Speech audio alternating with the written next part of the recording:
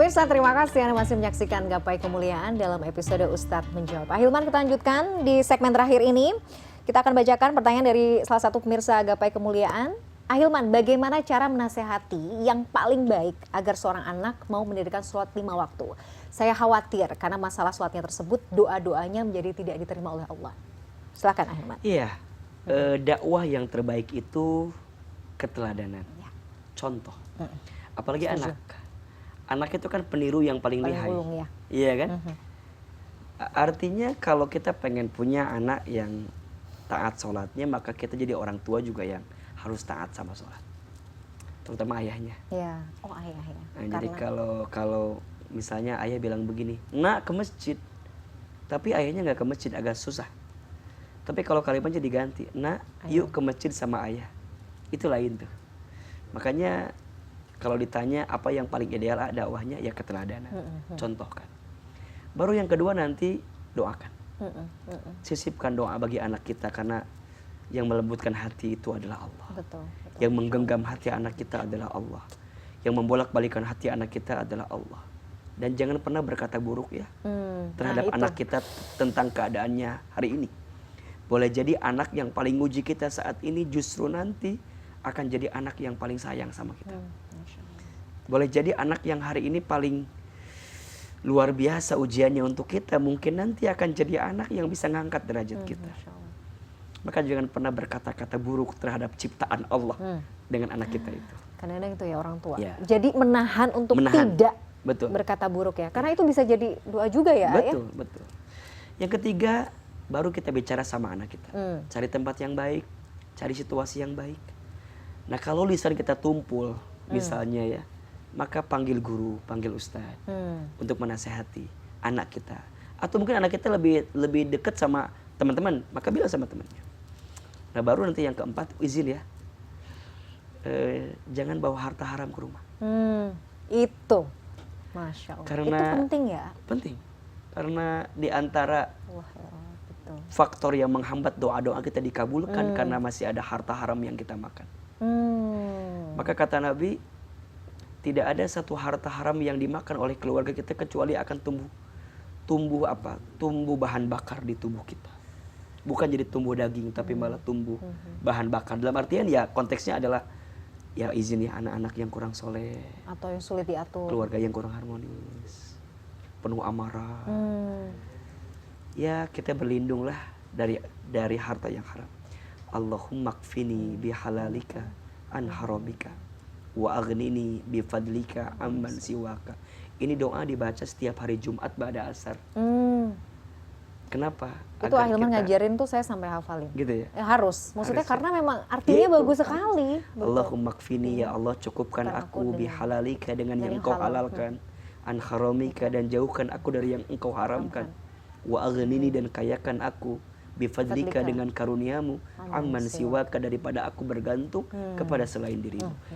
Jadi itu perlu kita baca. 4 saja. Dakwah dengan teladan, kemudian doakan yang baik-baik.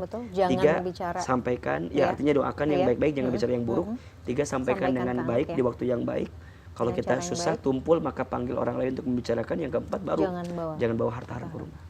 Makanya kadang-kadang tuh betul juga ya, ini anak kok jadi susah diatur. Coba cek. Boleh jadi gitu ya. Ada sesuatu yang tidak baik yang kita bawa.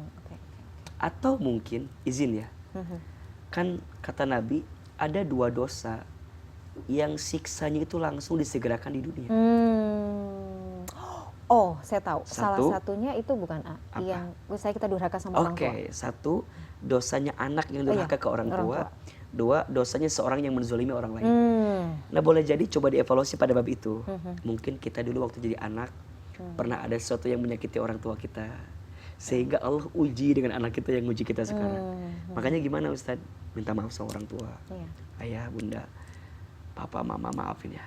Kalau dulu saya waktu kecil ada yang pernah nyinggung. Sehingga hari ini ngujinya ke anak saya gitu. Jadi orang tua tuh harus ridho dulu. Ridho dulu. Atau mungkin ada zolim kita ke orang.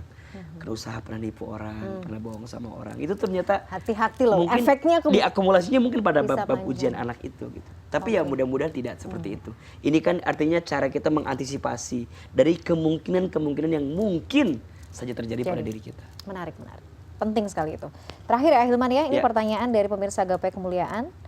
Ustadz, mengapa susah sekali menahan untuk tidak mengulangi kemaksiatan? Apa penyebab dan harus bagaimana agar bisa dapat menahan untuk tidak berbuat maksiat? Iya. Al-imanu yazidu wa yanqus. Iman itu naik turun. Al-imanu yazidu bit ta'ah wal imanu yanqusu bil maksiat. Iman tuh naik dengan ketaatan, iman tuh turun dengan maksiat. Berarti kalau sekarang kenapa ya kita tuh masih bergelimang dengan maksiat? Boleh jadi karena kurangnya taat kepada Allah Subhanahu wa taala. So sekarang kalau maksiat ini mau berkurang ya tingkatin taatnya. Karena pelan-pelan nanti nikmatnya taat akan mengalahkan nikmatnya maksiat. Kenapa masih ada orang yang bergelimang dengan maksiat? Karena dia belum bisa merasakan nikmatnya taat. Kalau dia sudah bisa merasakan nikmatnya taat, dia akan tahu bahwa maksiat gak senikmat yang dia rasakan hari ini. Iya, soalnya efeknya banyak. Karena dalam taat itu lebih nikmat ternyata daripada maksiat yang dia lakukan. Betul. Sama doa sama Allah. Ya muqallibal qulub, tsabbit qalbi ala dinik. Sama doa ini, surat Ali Imran ayat 8. Rabbana la tuzigh qulubana ba'da idh hadaitana wa hab lana min ladunka rahmah innaka antal wahhab.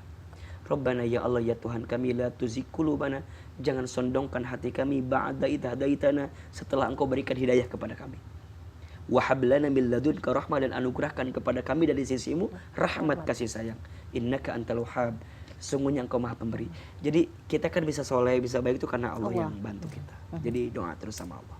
Oke, dan itu tadi ya, meningkatkan ketaatan dipaksa ya. Dan berteman sama teman baik. Oke, menarik. Karena lingkungan itu sangat berpengaruh seperti apa hidupmu. Setuju. Makanya kata Nabi, kalau kamu mau lihat kualitas seseorang, lihat temannya. Karena itu menggambarkan seperti apa kondisimu dalam hidup yang kamu lakukan. Jadi cari teman yang soleh. Cari teman yang soleh, lingkungan yang baik. 5 saja. Oke, ya. 5. Carilah 5 teman seperti ini. 1, teman yang bisa membuat hatimu dari keras lebih lembut. 2, cari teman yang bisa membuat hatimu dari gelisah lebih tenang. Cari teman yang bisa membuat hidupmu dari tinggi hati lebih rendah hati. 4, cari temanmu yang bisa membuatmu dari maksiat lebih taat. Dan yang kelima, dari yang mikirin dunia lebih mikirin akhirat. Masya Allah, jadi, bagus banget. Cari yang kelima. Masya Allah. Itu quote-quote gitu bisa dapat di mana ya? Ada di buku saya. Masya Allah, betul ya. 5 poin mencari teman.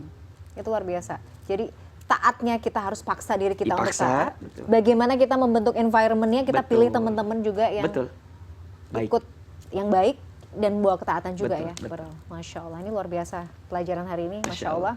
Mudah-mudahan bisa menjawab pertanyaan dari Anda pemirsa, memberikan pencerahan, insight, dan mudah-mudahan bisa memberikan solusi ya bagi permasalahan yang sedang kita rasakan. Ahilman, terima kasih sekali hari ini. Jazakallah khair. Mudah-mudahan bisa menjadi berkah ya, bisa menjadi amal jariahnya Ahilman juga, dan buat kita semua yang hari ini juga bisa memberikan pencerahan bagi pemirsa. Insya Allah nanti kita lanjutkan lagi episode Ustadz Menjawab ini, karena kayaknya banyak banget sih ya pertanyaan-pertanyaan dari pemirsa yang cukup antusias ya untuk menanyakan masalah sehari-harinya. Sekali lagi terima kasih A. Sama-sama. Pemirsa, usai sudah jumpa kita kali ini dalam program Gapai Kemuliaan. Semoga tausiah kita kali ini membawa manfaat, menjadi wasilah bagi kita untuk menjadi hamba Allah yang lebih bertakwa. Semoga Allah senantiasa mudahkan kita dalam menuntut ilmu syar'i. Amin ya rabbal alamin. Saya Meladia Rahma dan juga Ustadz Hilman Fauzi undur diri. Terima kasih atas perhatian Anda. Insya Allah kita akan jumpa lagi pada episode berikutnya. Wabillahi taufiq wal hidayah. Wassalamualaikum warahmatullahi wabarakatuh. Waalaikumsalam warahmatullahi wabarakatuh.